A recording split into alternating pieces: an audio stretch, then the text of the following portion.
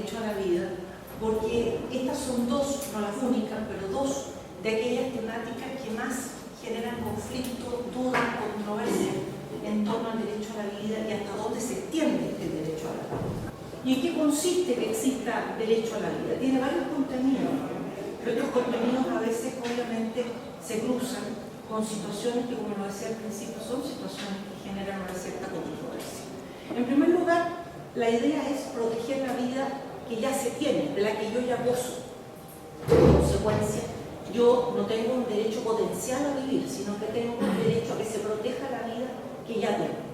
¿Y por qué? Porque para ser titular de los derechos tengo que estar con vida. Las personas muertas, ¿no es cierto?, tienen un respeto hacia ellas y unas ciertas limitaciones de lo que se puede hacer con ellas, pero no es razón de ser personas, sino razón de que lo fueran. Y ahí, obviamente, esto se asocia con la igualdad de los derechos que mencionábamos antes y, sin duda, con la vida, que es el principal derecho. No el principal derecho en el sentido que siempre prefiera otro, porque a veces la vida cede frente a otros derechos, pero el principal derecho en el sentido que es el primer derecho que tenemos. Podemos no ejercer ningún derecho, pero el de la vida lo ejercemos, ¿cierto?, al mantenernos con vida y ser protegidos, ¿cierto? Hay muchísimos países en que se admiten ciertos tipos de aborto o en otros directamente el aborto libre. Muy pocos los países en donde el aborto está prohibido. ¿Qué se dice en otros países donde sí hay una admisibilidad del aborto, o sea, donde sí se considera esa posibilidad? Ahí tenemos una cita de la Suprema Corte de Estados Unidos. La vida de los seres humanos antes de su nacimiento puede representar un legítimo interés estatal, legal, pero no tiene el carácter de un interés de relevancia constitucional.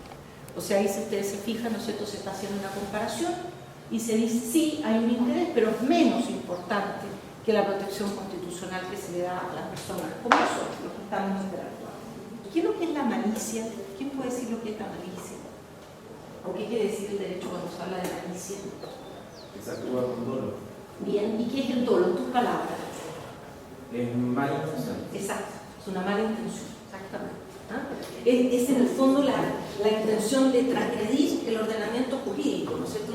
Es una intención de daño, ¿no?, de hacer una mala acción contraria a derecho, ¿no? Y también nosotros podríamos decir que una cosa parecida sucede respecto a los embriones in vitro, pero esas figuras no están consideradas dentro del delito de aborto, tienen otras regulaciones legales. ¿Qué pasa ahora con el aborto terapéutico? Ahí está la pregunta, ¿no es cierto? ¿Tiene la gestante la imposición de mantener un embarazo de riesgo? Es decir, como les contaba yo, que algunos autores dicen, en Chile, porque esté prohibido el aborto, la mujer está condenada a morirse si tiene un embarazo de alto riesgo. Bueno, evidentemente, chicos, ¿no es cierto?, la palabra aborto terapéutico es una palabra contradictoria, ¿no? No hay terapias que consistan en eliminar embriones humanos. Las terapias se aplican siempre a favor de una persona, nunca en contra de ella. No hay una terapia social que consista en la pena de muerte, ¿no? Entonces, esto del aborto terapéutico es un mal concepto, ¿no? Porque el aborto nunca va a ser terapia para nadie, ¿no es cierto? Y si es terapia, entonces no es un aborto. ¿Cuál es la situación jurídica vigente en Chile? La ley que ustedes tienen ahí, que se dictó el 15 de septiembre del 89, modificó el artículo 119 del Código Sanitario que permitía el aborto terapéutico, disponiéndose en su lugar que no podrá ejecutarse ninguna acción cuyo fin sea provocar un aborto. Y por otro lado, ¿no es cierto?, el tema de que se castiga maliciosamente el aborto en el Código Penal.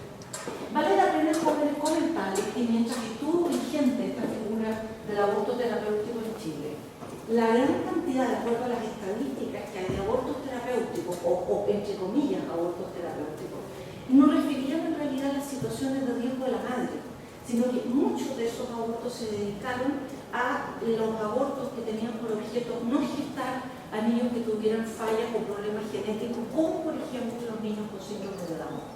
Entonces la mezcla, ¿no es cierto?, de estos conceptos, entre por un lado considerar que la muerte debe ser digna, ¿no es cierto?, respetable y respetado el ser humano, y a la vez considerar que la calidad de vida es un tema que tiene definiciones propias.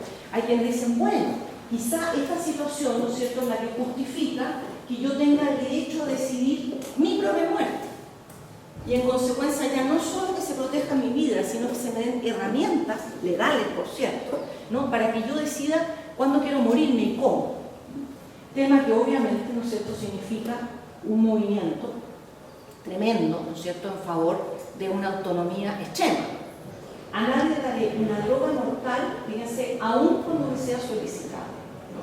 Ni daré consejo con este fin, ¿no? Entonces, efectivamente, el médico puede aceptar que un paciente se niegue a un tratamiento, puede discutir con él, ¿no es cierto?, condiciones para que el paciente no sufra encarnizamiento terapéutico, estas terapias que no tienen sentido, que más que lo hacen sufrir, pero la participación del médico, desde el punto de vista ético-profesional, es muy complicado, pero encuentra justificación para decir que se transforme en darle al paciente una prestación externa.